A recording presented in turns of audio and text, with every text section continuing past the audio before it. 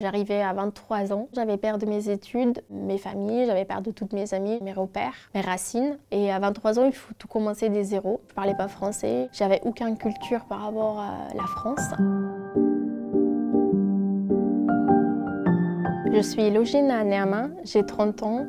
Je suis une ancienne réfugiée politique irakienne, arrivée en France en 2017 et aujourd'hui je suis photographe, journaliste, documentaire.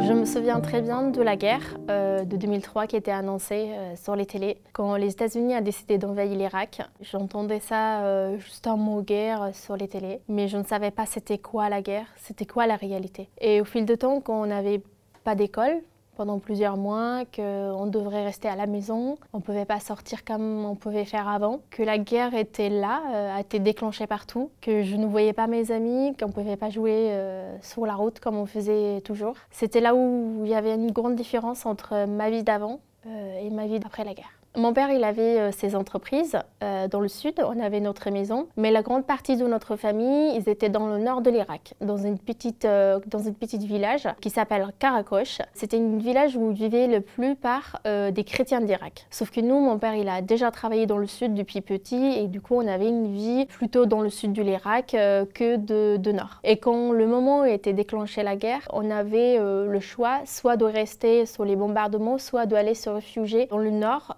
un petit peu pour quelques temps.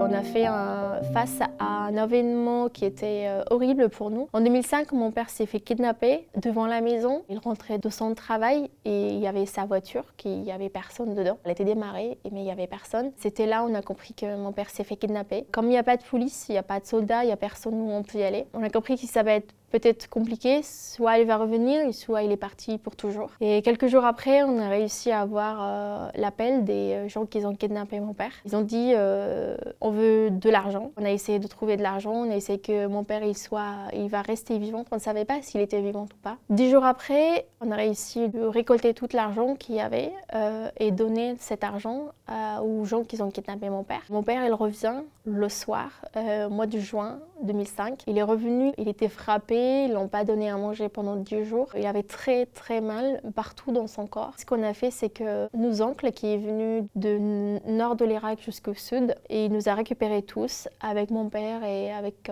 mes sœurs et maman, et on est parti dans le nord. Là, c'était la dernière fois que je voyais ma ville.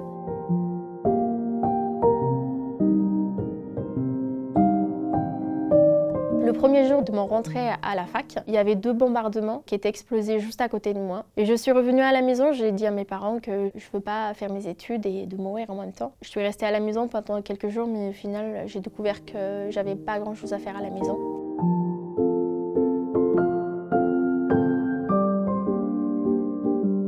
Au mois de août 2014, à 3 h du matin, on s'est réveillé à cause d'un bruit très fort, des bombardements qui tombaient juste dans notre village. Il y avait plusieurs mères, des enfants. Quand on a entendu ça, tout le monde a commencé à s'appeler. On a commencé à s'appeler les voisins, les cousins, cousines et on a décidé tous de partir. Le village a été vidé une journée entière. Il n'y avait plus personne. On a quitté l'Irak quelques jours après de la rentrée de Daesh. On n'avait rien pris avec nous. Ma mère, elle a pris que nos passeports et nos cartes d'identité. Et grâce à ça, on a pu aller au Liban. On travaillait au Black. Je travaillais de 7 h le matin jusqu'à 7 h le soir. J'avais 12 jours de repos, 2 dimanches par mois. Et je faisais ça pendant les 2 ans qu'on a resté au Liban. On avait beaucoup de difficultés à vivre.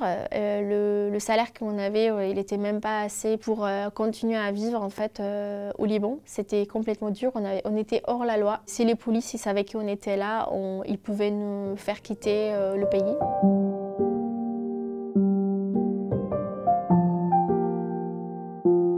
Pour réussir à arriver en France, il fallait soit une famille française qui fait la demande d'accueillir une famille réfugiée, soit une association qui dit moi je prends cette famille et je m'en occupe de toute cette famille. Nous, c'était une famille française, une famille irakienne, d'origine irakienne, qui a fait la demande et on est arrivé en France grâce à ça et on est arrivé à Nantes parce que la famille, elle habitait ici. On les a dit qu'on veut juste arriver en France et on va se débrouiller. On peut dormir n'importe, mais il faut juste qu'on arrive. Comme il y avait déjà ma sœur qui était là, heureusement on a pu rester chez elle quelques jours et après dans un petit appartement quelques jours. Grâce à des gens qui connaissaient la ville de Chéméré, il y avait une maison vide qui servira à rien. Ils ont fait une rénovation dans la maison de la mairie et c'était la mairie qui nous a proposé de venir habiter dans cette maison. Ils cherchaient une famille réfugiée, n'importe quelle origine. Et là, c'était notre chemin d'intégration en France qui était commencé grâce à ces gens qui ont eu une maison gratuitement. Pour moi, c'était un peu difficile parce que j'arrivais à 23 ans. J'avais perdu mes études, j'avais perdu mes familles, j'avais perdu toutes mes amies, j'avais perdu mes repères, mes racines. Et à 23 ans, il faut tout commencer des zéros. Je ne parlais pas français, j'avais aucune culture par rapport à la France. J'ai intégré la fac de Nantes pendant 1 an, 2 semestres, pour apprendre la langue. Et en même temps, j'ai travaillé dans un supermarché qui était à côté de chez moi. J'étais à la caisse, du coup j'étais un peu obligée de parler français.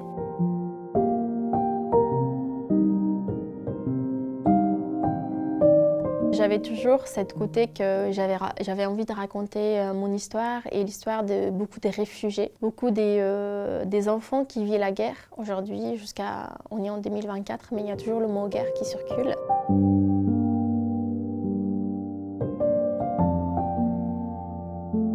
Tous les chemins qui j'étais la dernière fois, ma maison, la fac, où j'étais dans la ville de Mossoul. Et je prenais des photos pour raconter mon histoire. Du coup, je suis allée chez moi, dans ma maison. Il y avait encore quelques affaires qui restaient dans ma chambre. Je suis allée dans les villages de Mossoul où était complètement bombardé. Il y avait une côté qui était complètement bombardée. Je suis allée là-bas, j'ai vu plein des affaires de gens qui étaient là, qui vivaient ici, mais aujourd'hui, ils sont plus là. J'ai aussi raconté par rapport à mes photos qu'on est là, l'espoir est là. Les gens, ils ont retourné à travailler, ils ont repris la vie. Malgré que ce pays qu'il a toujours vécu la guerre depuis des années et des années, mais il est toujours là, il existe et les gens ils existent, ils veulent juste vivre en paix. J'ai compris que je ne pourrais plus jamais se réunir avec toute la famille. On ne peut plus jamais être tous ensemble pendant Noël, ni pendant Pâques, ni pendant la fête de famille. On ne pourra plus jamais se retrouver avec nos voisins, qui on était très proches d'eux. Et c'était peut-être là, j'avais besoin aussi d'accepter que c'était ça le résultat de la guerre. C'est des choses qu'on va vivre tous ensemble, qu'on est un peu partout dans le monde,